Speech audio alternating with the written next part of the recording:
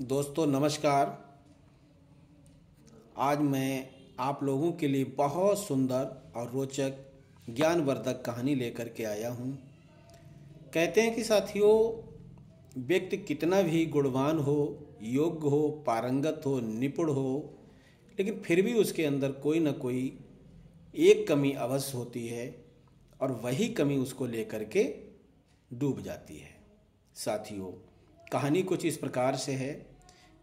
एक बहुत बड़े मूर्तिकार थे जिनका नाम था श्रीदेव। श्रीदेव से बड़ा कोई दुनिया में मूर्तिकार नहीं था उस समय। इतने योग्य थे, इतने पारंगत थे मूर्ति बनाने में कि बिल्कुल हूबहू जैसी चाहते वैसी वो मूर्ति बना देते थे।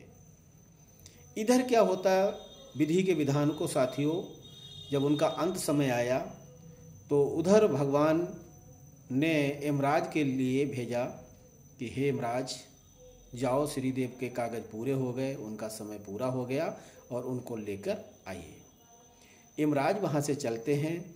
इधर श्रीदेव को ज्ञात हो जाता है कि अब हमारा समय निकट है, लेकिन बचना तो नहीं है, लेकिन फिर भी कोई न कोई युक्ति को ढूंढा जाए। देखते हैं। यमराज का आने से पहले उन्होंने सैकड़ों मूर्तियां बना करके पंक्तिवार खड़ा कर देते हैं और यमराज के आने से पहले ही वो मूर्ति में स्वयं खड़े हो जाते हैं। यमराज चारों तरफ देखते हैं, उन मूर्तियों को खोजते हैं, लेकिन कहीं श्रीदेव दिखाई नहीं देते हैं, क्योंकि एक श्रीदेव जैसे कई श्रीदेव खड़े थे। यमराज निराश होकर के भगवान के दरबार में पहुंचे। भगवान ने देखा कि यमराज तो खाली हाथ हैं। उन्होंने पूछा, भाई श्रीदेव कहाँ हैं? यमराज ने हाथ जोड़ करके कहा, महाराज, वहाँ एक नहीं अनेकों श्रीदेव खड़े हुए थे, हम किस किस को लाते, हम पहचान नहीं पाए। भगवान ने फटकार लगाई, बोले, यमराज, आप अपने कर्तव्य से विमुख हो रहे हैं, जाइए तुरंत श्रीदेव को लेकर आइए। यमराज फिर चल देते हैं।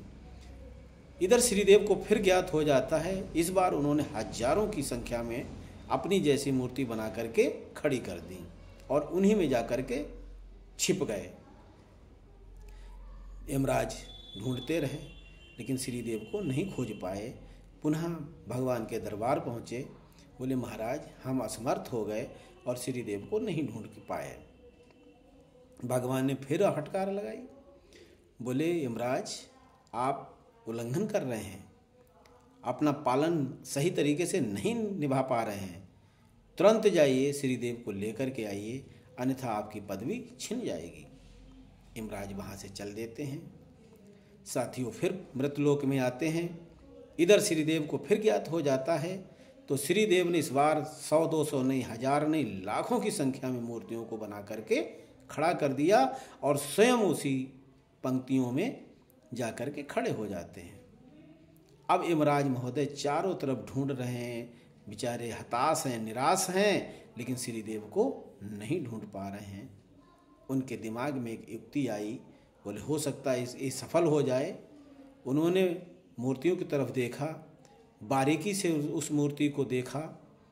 देखने के बाद बोले कि क्या बात है श्रीदेव, जितनी तारीफ करें उतनी कम है। वास्तव में आपसे बड़ा इस दुनिया में कोई भी मूर्तिकार नहीं है, लेकिन इस मूर्ति में थोड़ी सी कमी रह गई। अगर काश वो भी पूर्ति हो जाती तो क्या बात थी। ये बात सुनकर के श्रीदेव से नहीं रहा गया, तुरंत लाइन को तोड़ करके बाहर आ गए। बोले, महाराज, कहिए वो कौन सी कमी है, मैं उसको अभी पूरा करता हूँ। यमराज हंसे। बोले, हे श्रीदेव, बस यही कमी थी जो पूरी हो गई। और उनका हाथ पकड़ करके उन्हें यमलोक लेके चले जाते हैं। तो साथियों, हर व्यक्ति में कोई न कोई कमी अवश्य होती। काश अगर वो लाइन तोड़ के ना आए होते तो इस बार वो बच सकते थे, लेकिन विधि के विधान को कुछ मंजूर और ही है, उसे टाला नहीं जा सकता है। साथियों, ये कहानी आपको कैसी लगी? अगर अच्छी लगी हो तो प्लीज़ लाइक और शेयर जरूर कीजिए। और फिर मिलता हूँ एक नई ज्ञानवर्धक रोचक जानकारी के साथ। तब तक के लिए जय हिंद, जय भारत।